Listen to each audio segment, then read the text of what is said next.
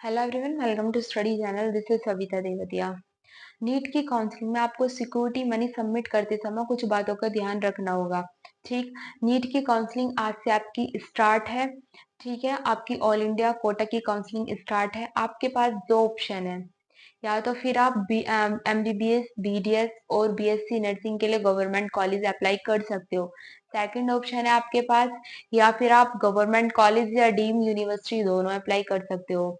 ठीक है, अब मैं बात करती हूँ फी की। तो फी की जो मैं गवर्नमेंट कॉलेज की सबसे पहले बात करूंगी कि गवर्नमेंट कॉलेज से अगर आप एमबीबीएस, बीएससी नर्सिंग और बीडीएस का कोर्स करते हो तो गवर्नमेंट कॉलेज में आपकी फी कितनी लगती है। ठीक है, सबसे पहले मैं आपको गवर्नमेंट कॉलेज की फी बताऊंगी, फिर आपको डीम यूनिवर्सिटी की फी बताऊंगी।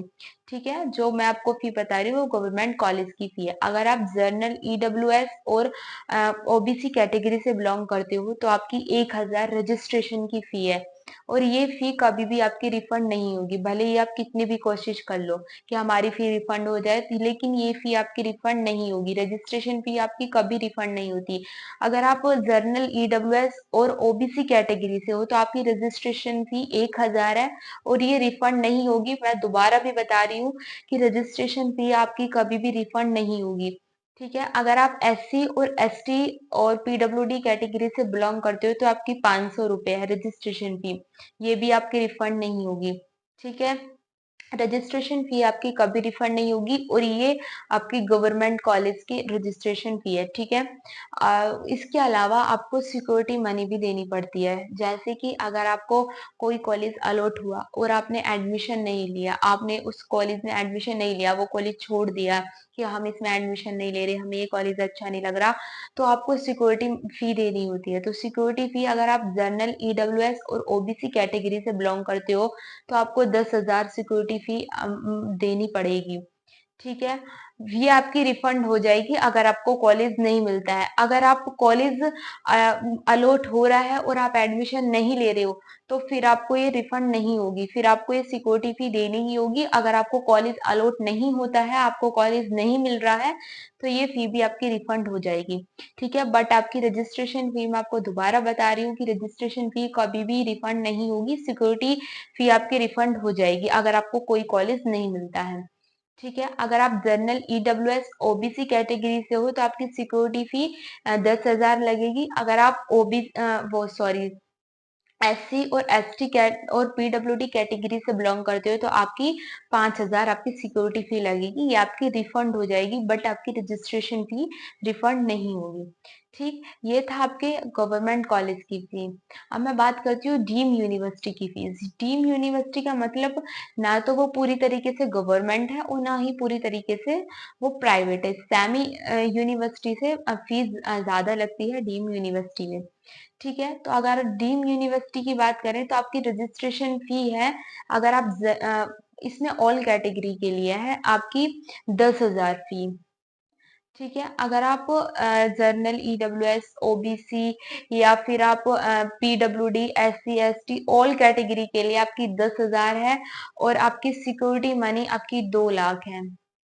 ठीक है, अगर ये भी ऑल कैटेगरी के लिए, अगर आप जनरल, ईडब्ल्यूएस, ओबीसी कैटेगरी से बिलोंग करते हो, ऑल कैटेगरी के लिए आपको सिक्योरिटी फी 2 लाख देनी होगी। अगर आपको कोई कॉलेज अलॉट नहीं होता है तो आपकी ये फी आपको रिफंड हो जाएगी, बट रजिस्ट्रेशन फी आपकी रिफंड नहीं होगी। ये ऑल कैटेगरी के लिए है, ये ऐसा नहीं है कि ओबीसी और जनरल, ईडब्ल्यूएस के लिए अलग होगा और ऑल कैटेगरी के लिए अलग होगा। नहीं, ये सब कैटेगरी के लिए है, आपको ये आपको देनी ही पड़ेगी। ठीक है, अब ध्यान से बात सुनो। अगर आप गवर्नमेंट कॉलेज के लिए अप्लाई कर रहे हो तो आप गलती से भी डीम कॉलेज चूज मत करना। अगर आप गवर्नमेंट कॉलेज चूज कर रहे हो तो गलती से भी डीम कॉलेज चूज मत करना, क्योंकि उसमें डीम कॉलेज का भी ऑप्शन आता है। गलती से भी आप डीम कॉलेज मत चूज करना, क्योंकि उसमें फी बहुत ज्यादा होती है। ठीक है, रजिस्ट्रेशन फी आपकी रिफंड नहीं होगी, और वो भी आपकी 10,000 है, और आपकी सिक्योरिटी जो फी है वो भी 2 लाख है, तो बहुत ज्यादा है फी। तो डीम कॉलेज आप चूज मत करना। ठीक है, सेकंड बात आपकी ये होगी कि आप जब पेमेंट करो तो अपने अकाउंट से ही करना। क्यों?